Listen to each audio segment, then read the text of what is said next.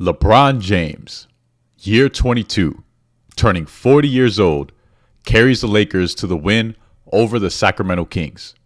And yet, not all is well for the Lakers. Let's talk about it.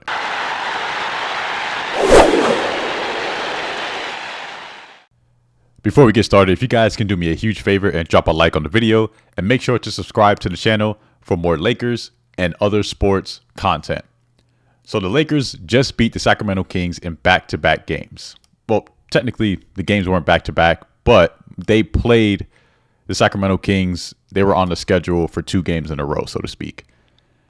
The first game was a good win, and the second game was an exciting win. It came down to the wire for the most part, but honestly, it was largely due to the impact of LeBron James.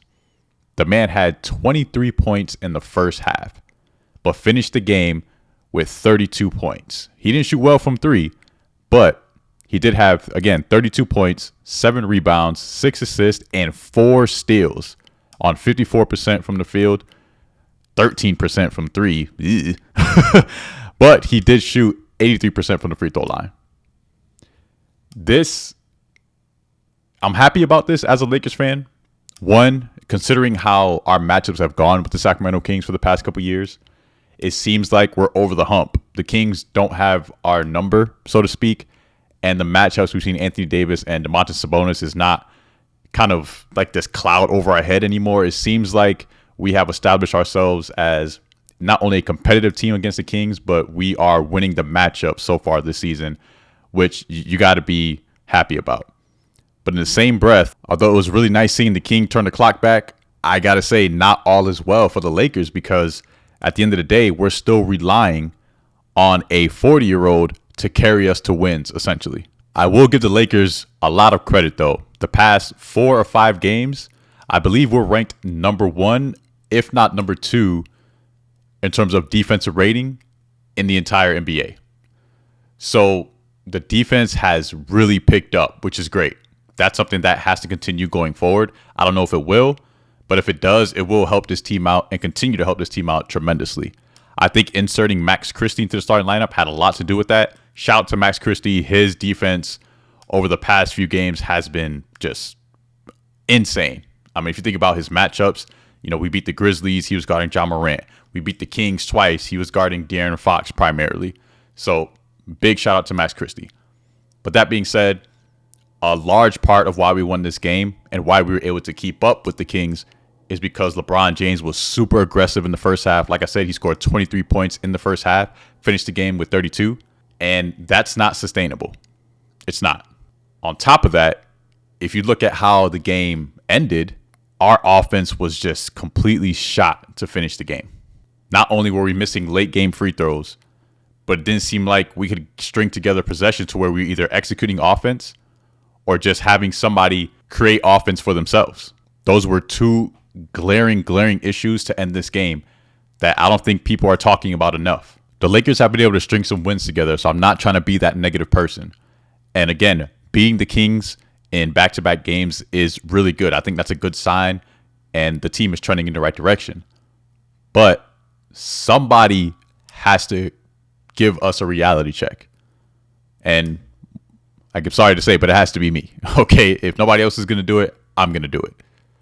And the fact of the matter is, as good as it is for us to pick up these wins, it's even better for us to recognize the holes in our offense and in our team that keeps us from competing against, or keeps us competing with, the top teams in the NBA, which is ultimately the goal, right? Our goal isn't just to get better. We're past that. We have LeBron James. We have Anthony Davis. Our goal should be to win a championship, or at least to compete to win a championship. So, again, I have to pinpoint those as someone who just loves the game of basketball, right? I'm not just going to talk about the good things. I want this team to be as good as they can be. And in order to do that, we have to talk about some of our weaknesses as well. And those were 2 glaring weaknesses, in my opinion, even though we won this game. How do we address this? Anybody want to give me a drum roll? I mean, it's no secret. You guys know me. You watch my content.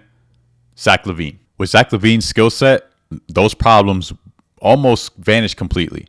When you're talking about a stagnant offense, Zack LaVine can solve that. He's excellent at creating his own offense. He doesn't need to run sets in order to generate points. But at the same time, he's skilled enough, smart enough, he has a high enough basketball IQ to where he can execute sets, come off screens, catch and shoot. He can play make. He's really good in the pick and roll. You see how good him and Vucevic are. And as skilled as Vucevic is offensively, he's no Anthony Davis. Anthony Davis, just from a talent perspective, from an overall basketball perspective on the offense and defensive end, athleticism, he's just a better player. So Zack LaVine and Anthony Davis would do work in the pick and roll. So like I said, Zack LaVine is just a perfect fit. You see how our offense was so stagnant to close out that game. Right now, you know what? If you can let me know in the comment section right now, who is our closer? Aside from Anthony Davis, aside from LeBron James, right? Who is our closer? If Anthony Davis is having a rough game, if LeBron is, still on the bench resting in the fourth quarter because we're trying to find the right pocket to get him minutes to help close out the game, who is our legitimate third option to close? Austin Reeves? Sure. I guess. I mean, he's probably the best free throw shooter we have. That might change when you put Zack LaVine on the team. But what about that guy? Who's that guy that, whether it's the first quarter or the last 2 minutes of the fourth quarter, that you can rely on, that he's going to give you the best chance to close out that game? We don't have that person. We have LeBron James. I understand that. But again, the man is 40 years old. He's turning 40 years old, I think, in like 9 or 10 days. So who's going to be that guy? You find that guy, you get that guy on the team, a.k.a. Zack LaVine, and I'm telling you, it's going to make a world of difference. Think about something else, too. When was the last time the Lakers blew somebody out? I mean, just torched them. LeBron James, Anthony Davis, the starting lineup were able to get some good quality rest because we were just that dominant over the other team. The other team just couldn't keep up. When was the last time that happened? And you guys are trying to convince me that offense isn't the problem? Or at least part of the problem? I think that's BS. I'm sorry. I'm not discounting defense. I'm not doing that whatsoever. But at the same time, when you insert somebody like Zack LaVine, he has the quickness and the athleticism to compete defensively. But he still brings the offensive firepower that nobody else on our team can bring on a consistent basis on all three levels. Again, with the exclusion of a 40-year-old LeBron James or an Anthony Davis that's already, wearing the badge of our best defensive player, our rim protector. He's already our best rebounder. He's already doing so many other things. You want him to be our closer too? Come on now. We need Zack LaVine. Tonight was a good win for us. I'm glad we got the W. It was fun. It was good to see LeBron James turn the clock back, get into his bag, just be dominant, just bully the Kings. He was just on another level tonight, but it's not sustainable. He's reached that point into his career where he can't do this every night. Zack LaVine can help. He can help out a lot. Let me know what you guys think. Do you think I'm crazy? Do you agree? Do you disagree? Do you think somebody else on the market would be a better fit? Let me know in the comments, man.